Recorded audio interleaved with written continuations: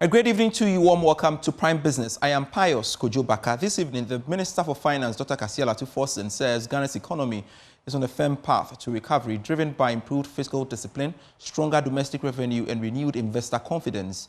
Delivering the 2025 mid-year budget review in Parliament, Dr. Forsen noted that in under 200 days, the government had restored clarity, sanctity, stability, and purpose to the country's economic policy direction. Stability and purpose to our economic policy direction. Right, Honorable Speaker, we have made significant progress. The signs of recovery are obvious, evident, noticeable, visible, tangible, and they are being felt. Mr. Speaker, Ghana's fiscal position has significantly improved. The primary balance on commitment basis posted a surplus of 11.1% of GDP at the end of June 2025, beating the ambitious 0.4% surplus target for the same period. Right, Honorable Speaker, the overall fiscal deficit on commitment basis was 0.7% of GDP, outperforming the target of 1.8% at the end of June 2025. Mr. Speaker, inflation has reduced significantly from 23.8% at the end of December 2024 to 13.7% at the end of June 2025. Mr. Speaker, it is important to note that this is the lowest since December 2021 and marks 6 months of continuous decline. Interest rates are declining with a drastic drop in Treasury bill rates. The 91-day Treasury bill rate has reduced from 27.73 in December 2024 to 14.73 in June 2025, a decline of over 1,300 basis points.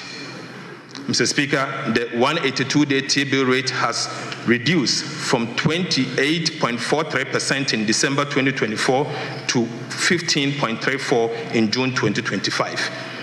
A decline of another 1,300 basis points. Mr. Speaker, the 364-day T-bill rate has also reduced from 29.95 in December 2025 to 15.76 in June 2025, marking a decline of over 1,400 basis points. Gross international reserves has significantly improved, Mr. Speaker. The Bank of Ghana accumulated $11.12 billion, covering 4.8 months of import at the end of June 2025. And this compares to $8.98 billion, covering a 4 months of import as at end December 2024. Mr. Speaker, the Ghana cedi has demonstrated exceptional resilience and strength in recent months. At the end of June 2025, the Ghana cedi appreciated by 42.6% against the US dollar, 30.3% against the British pound, and 25.6% against the euro. This is a significant reversal compared to the same period in 2024 when the cedi depreciated by 18.6%, 17.9%, and 16.0% respectively. Mr. Speaker, so far, we have almost reversed all the cedi depreciations in the year 2022, 2023, and 2024. Mr. Speaker, it is important for us to note that it is the first time that this level of appreciation has been recorded in the 60 years history of the Ghana cedi. Rating agencies, which once classified our sovereign creditworthiness as junk, are beginning to upgrade our ratings. Fitch Ratings upgraded Ghana's long-term foreign currency issuer default rating to B- with a stable outlook from restricted default on the 17th of June 2025. The IMF program is back on track with the successful conclusion of the 4th review by the IMF Executive Board on the 7th of July 2025. All right, so that's the verdict of the Minister for Finance, but we want to have a conversation on the back of this. Joining us via Zoom is Vish Ashangbo, the Senior Country Partner at PwC. Thank you so much, Vish, for making time to speak to us here on Business Life, and good to see you. Now, let's first start off with your overall impression of the mid-year budget review? What stood out for you? So yes, thank you and good evening. Thank you for inviting me to comment. So what stood out to me is that overall things seem to be on course, right? So the minister presented quite a positive report in terms of what has transpired over the last few months. But beyond that, looking forward, it seems that all the indicators are moving in the right direction. And for us, what really was good to hear is some of the initiatives that government is pursuing around, for example, strengthening the public financial management situation and then the debt management and things like that, because those speak to long-term credibility. So beyond the short-term benefits that we're seeing, it does look as though government is on course in terms of what we were promised in the main budget speech back in March. All right.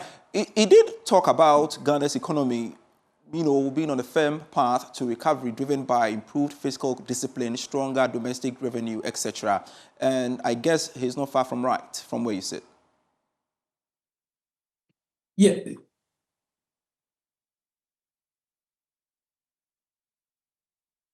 Sorry, I seem to have lost sound on, so I didn't quite hear the last part of your statement, but what I heard was that he doesn't seem to be far off in terms of his assessment of where the economy stands. Absolutely. And I think we would concur with that because the signals all look good. What was actually good is that in his concluding remarks, the minister himself acknowledged that we're not out of the woods because there's still work to be done. So much as the signals are positive, it's a matter of sustenance and how we can sustain these gains and actually nail down all of those reforms he spoke about and those reforms that were also presented in the budget statement. It was good to hear a progress report and to see how things are going, some of the things that have been implemented, some of the things around commitment control, some of the work that's been done around revenue mobilization, for example, and expenditure controls. So yes, things seem to be on course, but nevertheless, we're not out of the woods like he himself said. And for you, what do you think we can do to sustain this trajectory? So it's just a matter of continuing with the discipline that we started off with. We are being helped by external factors, no doubt. And so whilst the going is good externally, we must make sure that we are reforming and putting all the disciplines and structures in place that we need to sustain us maybe when the tide turns. So I think it's a matter of just, to keep going and just make sure that we stay the course and we complete some of these reforms that we've started. We've had a history in this country of, making good progress and then we fall back, sometimes because we're knocked off course by external factors, sometimes by our own indiscipline. I think this time around, we should just stay the course and then ultimately we'll all be better off for it. Having listened to Dr. Tuforson, what do you think this will send by way of signal to the investor community? Well, I think the signals are positive. The signals are indeed positive because if you look at the budget that was read in March and the performance for the first few months, or let's even say for the first half year, we're pretty much on track.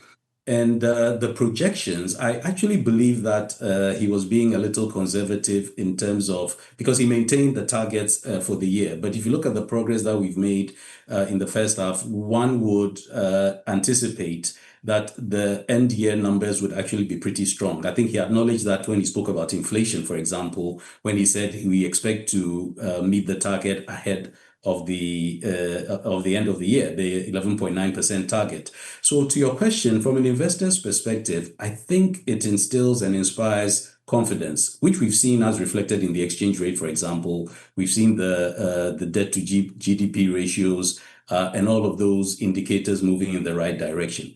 The question is, which is always the case, whether we can stay the course. And Vish, for you, what do you think will be the greatest threat to this recovery?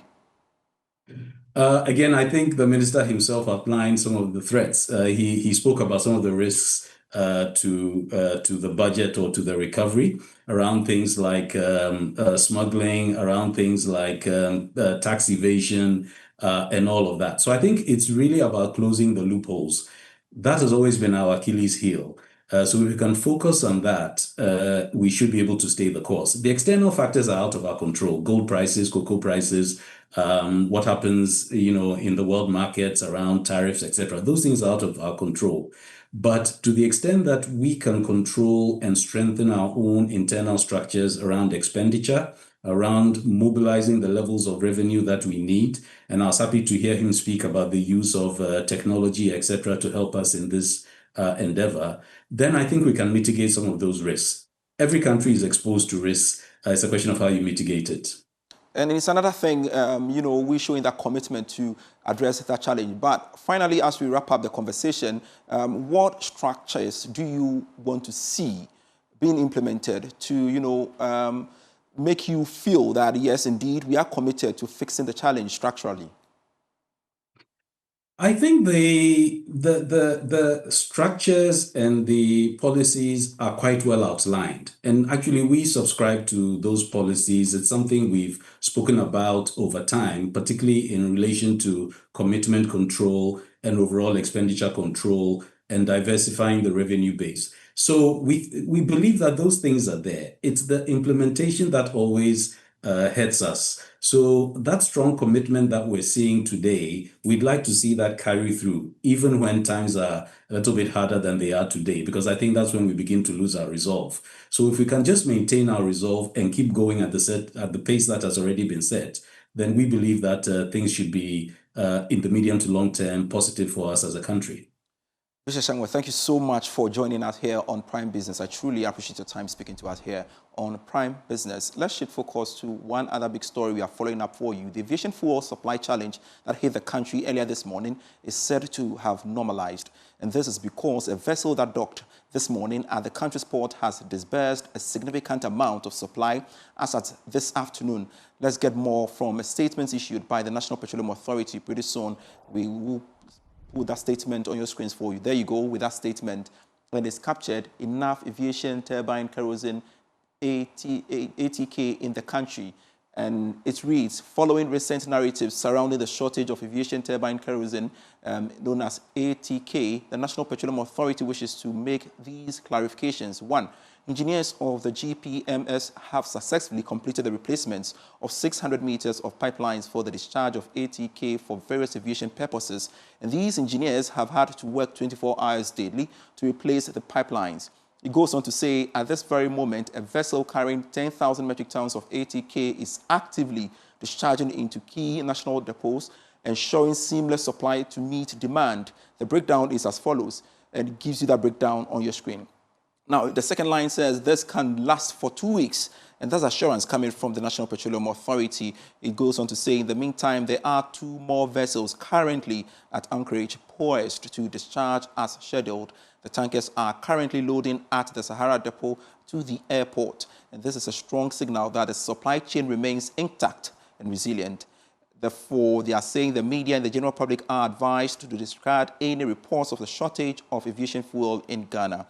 Concludes by saying the National Petroleum Authority will continue to work with key stakeholders to ensure product availability in the country, demonstrating their commitment to energy security.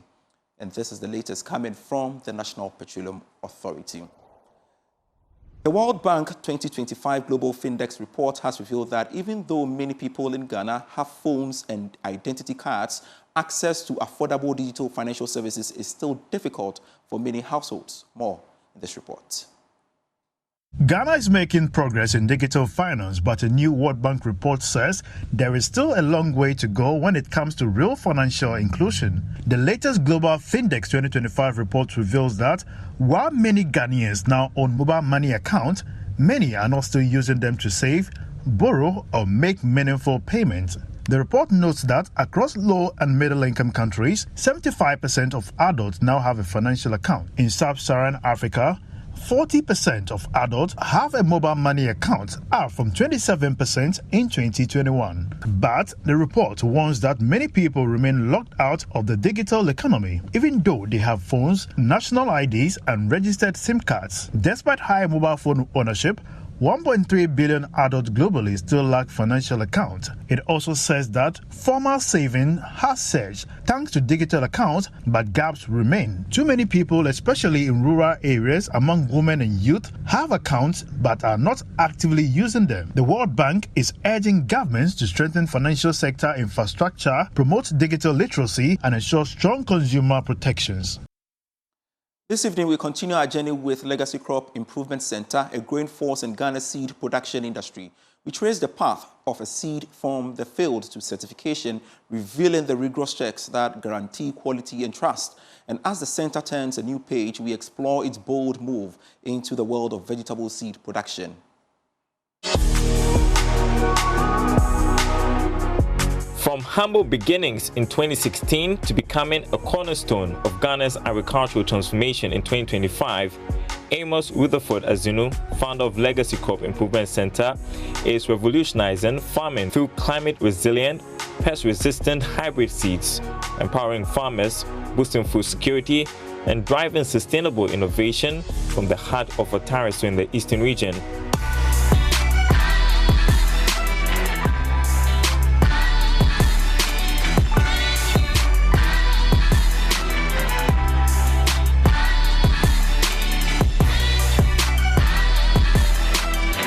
The journey from seed to certified product involves rigorous research, careful breeding, controlled multiplication, and strict quality assurance, ensuring that every seed meets national standards and is ready to thrive in Ghana's diverse farming conditions. The certification process starts from the land preparation. You need to register with the Ministry of Food and Agriculture when you are about to start. They have to come to that farm and make sure the farm is isolated or meet the desired isolated distance. If, for instance, you are going to plant maize, your maize farm should not be close to another maize farm to avoid contamination. Then the law actually says they have to be in that farm 4 times to make sure everything is done according to the law. After the harvesting, we bring the seed to our factory at Legacy Square. During the process also, you have to come and take a sample to the lab in Accra to make sure all the parameters are met. When that is done, then certification is actually issued to you, giving a go-ahead that you can market your seed.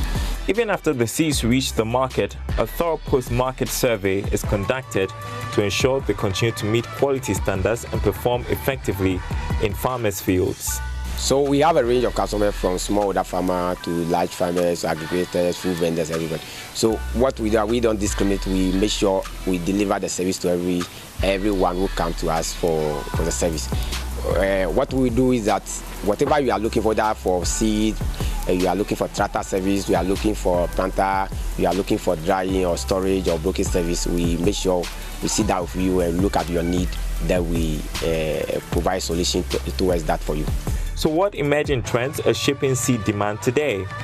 I think now, because of globalization, we know we are doing export, so there are a lot of demand in terms of the export of the seed. But I see a lot of middle class coming to the agricultural space now, where they don't want to travel far away before buying seed. It means that we, the seed business people, have to take the seed to their doorstep, and they want the seed to be delivered on timely manner. Not that I place order and 1 week I still have not received my seed. So people are now demanding the seed. They want it timely and instant. Farmers receive more than just seeds. They are also provided with expert guidance to ensure successful cultivation and maximum yields. We have a sales agronomist. We have somebody who have been trained. He is a trained salesperson in terms of agronomy and production. So these guys are assigned to the farmers. Anything that you need, you reach out to them, they provide it. If they have to come to your farm, they will do, and that is no cost to the farmer. That's from our part to guarantee the farmer that we are working with you. We are not only selling the seed and leaving you, but we follow you every step. We make sure you are successful in your farming business. Amos says one of the major challenges facing the industry is the absence of local content policy to protect and prioritize homegrown seed producers, making it difficult for local innovators to compete with imported varieties. So far, I think the bigger challenge we have to do with the government inordinate taste for importation of seed. There's no way the local people will be able to meet the standard or the demand of the seed that is demanded nationwide. But I think over some years now, we have focused our attention on developing the local seed industry. Because as we are investing, trying to do our own small way to improve the system, we realize the government is now importing seed left and right without paying attention to the local system. So if that happens, it serves as a demotivation to some of us who are investing in this space, where probably you will look for alternative source of your investment. Legacy Crop Improvement Center is now expanding its focus to include vegetable seed production, aiming to diversify offerings and meet the growing demand for high-quality, locally adapted vegetable seeds. When you look at the vegetable industry, you realize that it's actually importation. It's zero. We don't do local production here. So we have gone to agreement with the World Vegetable Center. They are giving us some lines, the seed to do a local try. Once those varieties survive here, we can now start the multiplication of those varieties. So it's also going to make these seeds available in the cost will be more lower than what we used to import now. Legacy Crop Improvement Center plans to expand its facilities in the coming years to enhance its capacity for delivering high-quality seeds and developing even better performing varieties for farmers across the country. This is the pipeline coming soon. We are looking for one drought tolerance and pro-vitamin A maize. The weather will be more resistant and higher in terms of higher yield than what we have now. What we have now is a Lega 26, which is 8 tons per hectare. We want to get a better variety that is almost 12 or 15 tons, but a proper drought tolerant variety to that effect, and a variety that is resistant to insect, for instance, like a fall armyworm disease. Legacy will be 10 years this year. We will do evaluation after 10 years. What next? Then we can scale it up to other part of the West Africa or other part of the country, and to see how we can serve the other farmers in better way. Beyond agriculture, Legacy Crop Improvement Center gives back to the Otarisi community by supporting education through the payment of school fees and donating seeds to local farmers, reinforcing its commitment to shared growth and social impact.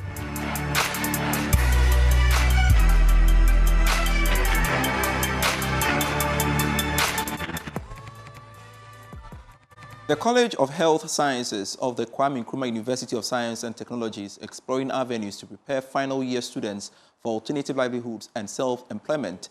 And this is in response to the shrinking job availability for health professionals, as many graduates find themselves unemployed despite completing rigorous academic and professional training. More in this report. The College of Health Sciences at the Kwame Nkrumah University of Science and Technology has made a transformative move to make students pursuing core health professional programs versatile to survive the vigorous job market. The two-day Ready for Life training was in collaboration with Lead It Africa, an organization focused on personal growth program. Participants were equipped with skills and character traits that would allow them to navigate their careers, life and world of employment with precision. Provost of the college, Professor Christian Ajari, noted the training has been necessitated by the changing trends of health professionals' employment and demands for self-employment. Most of the times when we talk about healthcare professionals, doctors, pharmacists, nurses, and the others, we are always thinking that facilities or the government should employ them. The essence of this exercise is not the normal entrepreneurship thing that we also teach them, but also prepare them as to how they can start. A typical example is forming partnership and groups to start something on your own, small startups, and how they can get assistance or facilities to help them to navigate. In so doing, the dependence on the government for employment will not be as it has been over the years, and then the frustration that comes in. Participants were taken through mindset development, leadership qualities, personal effectiveness, tools and strategies. Chief Executive Officer of Lead It Africa, Herman Ade, emphasized the need to adopt strategies and time-relevant skills to meet the revolving work landscape. Mainly on mindset. So we looked at self-leadership. So it's about personal effectiveness. What are the tools, what are the practices that can help them to get more work done within a shorter period of time, and then also building on their mindset, and it's focused mainly on growth mindset, what scientifically has been proven to be effective ways of guaranteeing success in the long term.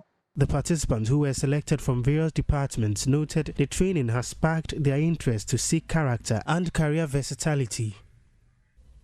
So what I've picked so far is that you have to distinguish yourself in whatever field you are going to be in after school.